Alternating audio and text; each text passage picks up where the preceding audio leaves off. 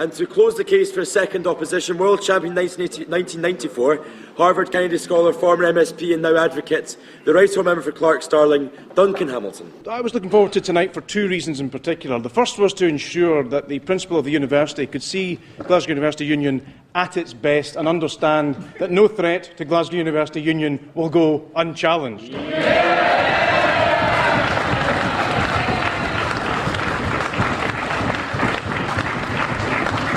And the most important person applauding is the rector, and I'm delighted to see that that's going to be carried all the way to the top of the university.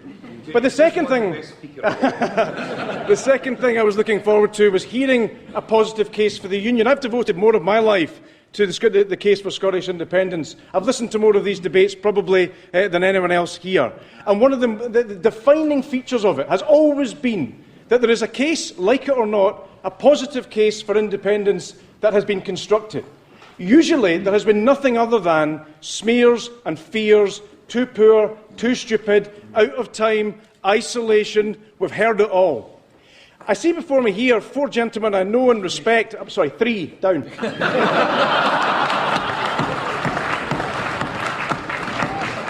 And what I look forward to above everything else was to get an intelligent argument today, an acceptance that there is some onus on them to say that the union is changing and therefore we say that this is the right model. Now let's just remember what that looks like, because Mr Blessing said that I would look at context, and I want to do that. And actually, Mr Lally gives me the in. One of his heroes, Keir Hardie. Let's just remember some of the history here. An election address in 1888, where Keir Hardie says a Scottish Parliament is just round the corner. 100 years later, with the usual Scottish Labour speed, we find ourselves with the claim of right, nothing's happened. We move from there, just think about the passage of time and how this quickens. We move from the claim of right and the Constitutional Convention, which incidentally enshrines the sovereignty of the Scottish people. We move forward to a referendum in 1997, a Scottish Parliament in 1999. We get to something that was never meant to happen, an SNP government in 2007, the first ever. We then have a national conversation on the future of independence, a referendum bill. Not yet, I'll finish this first. We then have a response from the Unionists, finally a thinking response, apparently, of Salmond in 2008. Then we have, of course, a game changer in 2011, because what happens in 2011 is that the SNP break the bank. They do what's arithmetically almost impossible and get a majority under the Scottish Parliament system of voting. And then we get a reaction to that again. On the fuel of the fear of independence, you get a Scotland bill that was then meant to be the final line in the sand. And then this morning, we get Douglas Alexander, who tells us that that bill's now irrelevant because they think they have to go even further towards devolution max. That is the pace of change that side of the House don't recognise. And what matters here, and I'll take Mr Sneeder in a minute, what matters here is that we don't put independence against we just think it's all wrong. I want to hear from you, Mr Sneeder. You're a bright man. Give me a vision of Scotland that is current, that's relevant, that to the people in the gallery means something, as opposed to the technocratic rubbish we've had so far. Mr Speaker, sir, the Scottish people do deserve better, and they do deserve a vision of what this country is and what it will be. And that vision starts very simply with this. For many years, Scottish people have been at the forefront of shaping the United Kingdom. Right. For many people, the empire that you discarded and said was all wrong, the Scots were architects of many parts of the empire. And if you look at the last government, whether you like it or not, there were 23 ministers from this country. You ask for it, you will listen for it. We are at the centre of the United Kingdom. We are shaping a country that is the heart of Europe. That is what we are about. And all you're doing is saying, right. Enough.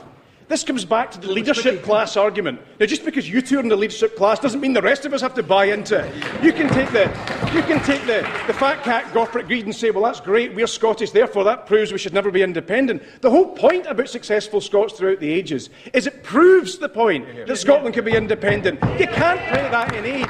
You cannot play that. Sit down. You can't play that in aid of an argument for the Union. That's an argument for why we should be independent, not an argument for the status quo. No, thank you. Sit down. Let's bear in mind where the rest of these parties are, because this debate to people outside will seem odd, that we're not talking about what the parties are actually saying at the moment. The Tories in Scotland are split down the middle between a leader who just lost by a couple of hundred votes, who has a career backing fiscal autonomy, full fiscal autonomy.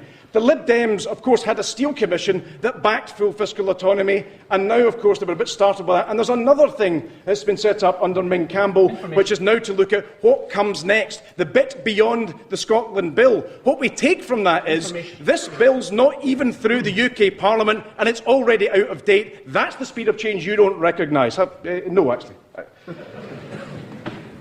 The argument seems to be, not really. The argument about the Arc of Prosperity, I think, has been very well dealt with in this side of the House. Well, it has, because the facts are the facts, and they tell you that in terms of GDP per capita, you're simply wrong. They're all above. It also tells you. Let's just have a think about this question of why would you do this? Well, here's one reason: you're going to have more money. Why? Because you're going to be with the share of North Sea oil and gas. Well, just because, sorry, which country in the world has got 90% of North Sea oil revenues and wouldn't count that as an asset or count it into the calculation about wealth? That's just silly. Just silly. When you go consulting with different companies, including, just as well, because I was so scared, Kevin.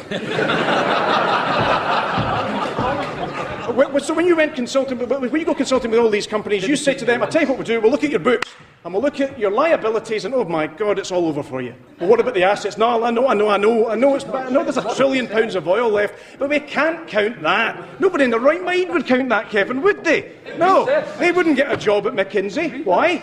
I don't know."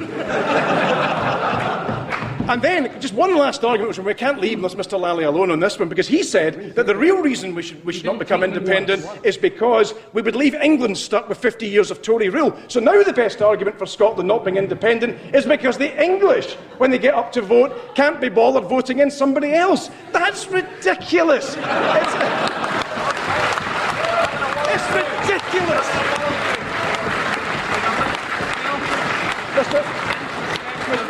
Mr Speaker, well, introspection might be an idea for you, maybe, after the debate. Mr Speaker, sir, the whole point about this argument is that there is now there's now constructed in Scotland an argument that says, here is a window of opportunity, and as Mr Blessing says, it is for all of the parties, all of us. It's not just for the politicians. This is a referendum. It's about the people. You get a vote, and 3 out of 4 of these people aren't even qualified to vote in the referendum. It's about the people, and it's about choices, and it's about rational, reasoned choices. You've heard a case on this side, a positive vision. You've heard nothing on that side to displace that. And on that basis alone, Mr Speaker, I beg to move.